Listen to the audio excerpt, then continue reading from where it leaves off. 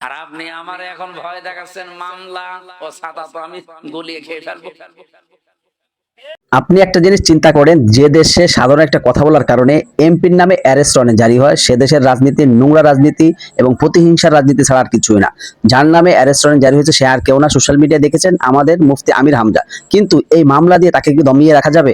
সেই বিষয়টা সে নিজেই তুলে ধরলেন যে এই মামলা দিয়ে তাকে দমিয়ে রাখা যাবে না, এই মামলাগুলো সে গুলিয়ে খেয়ে ফেলে। তার এই বক্তব্যে বর্তমান সোশ্যাল মিডিয়া তোলপাড়। আগে ভিডিওটি দেখুন, তারপর বিস্তারিত কথা বলছি ইনশাল্লাহ।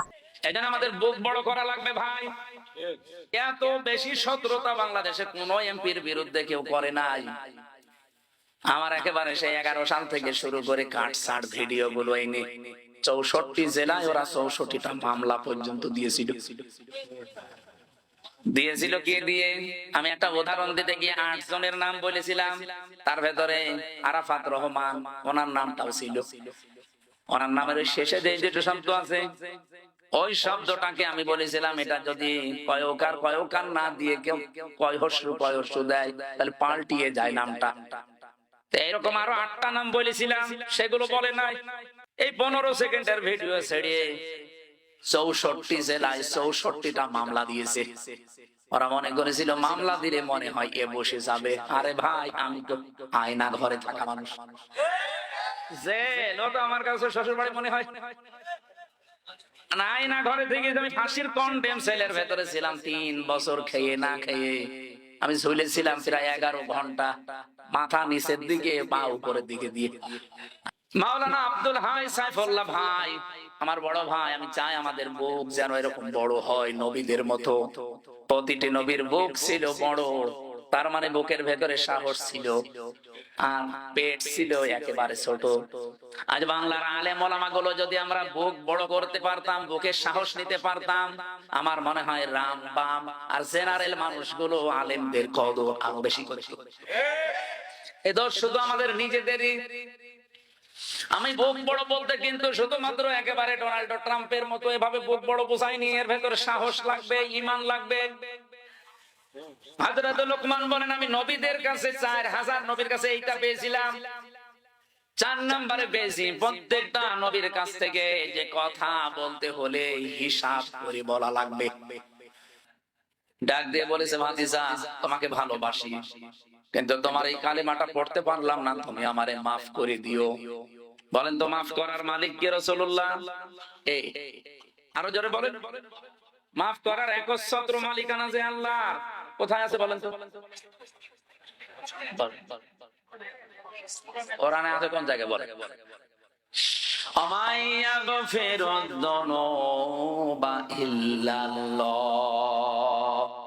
সূরা আলে ইমরানের ভেতরটা মাঝে আছে, রব্বুল আলামিন জানিয়েছেন মাফ করতে পারে গুনাহ শুধুমাত্র আল্লাহ ছাড়া, মাফ করার ক্ষমতা কারো নেই। হ্যাঁ, যদি আপনি হক বলে ইবাদত নষ্ট করেন, এটা আবার আল্লাহর নাম, এটা বান্দার। আপনি কোন বৈধ কাজ করা লাগবে, এই জায়গায় যদি ঘুষ নিয়ে থাকেন, আপনি বান্দার হক নষ্ট করেছেন। এই হকটা দুনিয়ায় থাকতে হয় ফেরত দিয়ে যাবেন, নাই কিয়ামতের দিন নেকি দিয়ে ফেরত দেওয়া লাগবে, এরপরে মাফ হবে। কিন্তু আল্লাহর সাথে যে অধিকার গুলো, এগুলো আল্লাহ মাফ না করলে পৃথিবীর কারো বাবারও ক্ষমতা নেই মাফ করার। এজন্য আমায়াগফিরুদ যুনুবা ইল্লাল্লাহ, জামবন দেয় যুনুব বহু বছর, কোন গুনাহ কেউ মাফ করতে পারে না ইল্লাল্লাহ, আল্লাহ ছাড়া। এই লোকটা যখন ডাক দিয়েছে ভাতিজা মাফ করে দিও নবীজিকে, সঙ্গে সঙ্গে কোরআনে কারিমের আয়াত নাজিল করে আল্লাহ সতর্ক বাণী দিয়েছেন, ইন্নাকা লা তাহদি মান আহবাবতা ওয়ালাকিন্নাল্লাহা ইয়াহদি মান ইয়াশা ওয়া হুয়া আ'লামু বিল মুহতাদিন। সূরা কসসের ভেতরে আছে 56 নম্বর আয়াতে, নিশ্চয় হে নবী আপনি যাকে চান তাকে হেদায়েত দিতে পারেন না, আমি আল্লাহ যাকে ইচ্ছা করি তাকে হেদায়েত দান করি, আর হেদায়েত কে পাবে এটা আপনার চাইতে আমি আল্লাহ ভালো জানি। এইজন্য আ'লামু দেওয়া আছে। এরপরেও নবীজির মন মানছিল না, কারণ এত কষ্ট পৃথিবীতে রাসূলুল্লাহর পেছনে কেউ করে নাই। সেই জন্ম থেকে শুরু করে একেবারে প্রাপ্তবয়স্ক পর্যন্ত রাসূলুল্লাহ তার পেছনে এত, এই লোকটা রাসূলুল্লাহর পেছনে এত সময় দিয়েছে, শ্রম দিয়েছে, বাড়িতে রেখে খাবার খাওয়িয়েছে, লালন পালন করা যারে বলে। বিশ্ব নবী মুহাম্মদ রাসূলুল্লাহর মন মানে না, এজন্য তিনি আবু তালেবের কবরের পাশে গিয়ে দোয়া করেছিলেন, মাপ চেয়েছিলেন আল্লাহর কাছে, রব্বুল আলামিন তুমি আমার চাচা আবু তালেবকে মাফ করে দাও। সঙ্গে সঙ্গে জিবরাইল এসে বললেন, হে নবী হাত নামান। কার জন্য হাত তুলেছেন? মা কানা লিন-নাবিয়্যি ওয়াল্লাযীনা আমানু আন ইস্তাগফিরু লিল মুশরিকিন ইলা আখির আয়াত।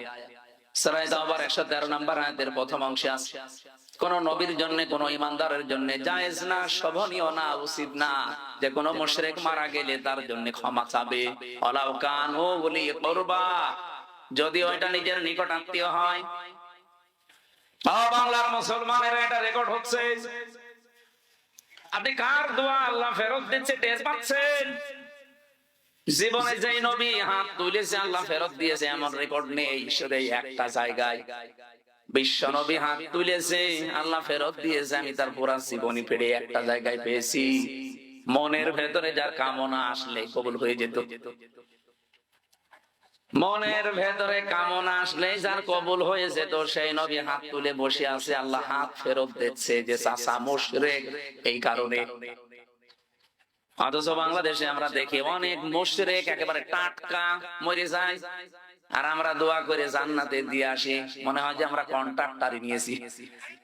জান্নাত তো আমাদের বাবার নাকি? আমাদের বাবা। এই ধোকার ভেতরে আছেন আপনারা, আর আমরাও ধোকা দিচ্ছি। নবীজির মতো মানুষ যদি দোয়া করে, দোয়া আল্লাহ ফেরত দেয় যে কবুল হবে না, চাচা মুশরিক। আপনার আত্মীয়তাতে কি হয়েছে? কোন চিন্তায় আছেন আপনি? নিজেকে প্রশ্ন করেন। এত ভালোবাসা মহব্বত দেখিয়ে লোকটা মাপ পায়নি, শুধুমাত্র তার জীবনে অনুসরণ ছিল না রাসূলুল্লাহ। আল্লাহ পাক এজন্য সূরা আলে ইমরানের 31 নম্বর আয়াতে জানিয়েছেন, যদি আল্লাহকে ভালোবাসি এ কথা প্রমাণ দিতে চাও, আমার রাসূলুল্লাহকে অনুসরণ করার মাধ্যমে দাও। ইউহিব্বুকুমুল্লাহ, এক নম্বরে আমি আল্লাহ নিজেই তোমাদেরকে তাহলে ভালোবাসা আরম্ভ করছি এবং করব, করেছি না। ইউহিব্বু এটা মুজারে, কেউ যদি রাসূলুল্লাহকে অনুসরণ আরম্ভ করে, আমার আল্লাহ তাকে ভালোবাসা শুরু করবে। এদিকে তাকা, ভালো করে শব্দটা বোঝেন। কোরআনের কোন শব্দ যদি কেউ বোঝার জন্য চেষ্টা করেন, 500 রাকাত নফল নামাজের সওয়াব হবে। এই যে ভাই, কে এটা কে? ঠিক আছে, আল্লাহ পাক বলেন, আমি যদি কাউকে ভালোবাসা আরম্ভ করি, কয়েকটা পুরস্কার তাকে দেই। ওয়াগফির লাকুম যুনুবাকুম আল্লাহু গফুরুর রহিম। এক নম্বরে আমি আল্লাহ নিজে তাকে মাফ করে দিচ্ছি এবং দেব। গোনা কয়টা মাফ করব? আল্লাহ জামবন দিতে পারতেন, জামবানে দিতে পারতেন, দিয়েছেন যুনুব। একটা গোনাও তার বাকি থাকবে না। যখন থেকে রাসূলুল্লাহর অনুসরণ আরম্ভ করবে, ওই দিন থেকে ওর জীবনের সব অপরাধ আমি আল্লাহ মাফ করে দেব। না, মাফ করে দিয়েছি, দেব। নওগাঁ বগুড়াবাসী এবার বলেন তো, কেউ যদি রাসূলুল্লাহকে অনুসরণ আরম্ভ না করে, আল্লাহ তাকে মাফ করবে, ভালোবাসা আরম্ভ করবে? বলেন বলেন বলেন।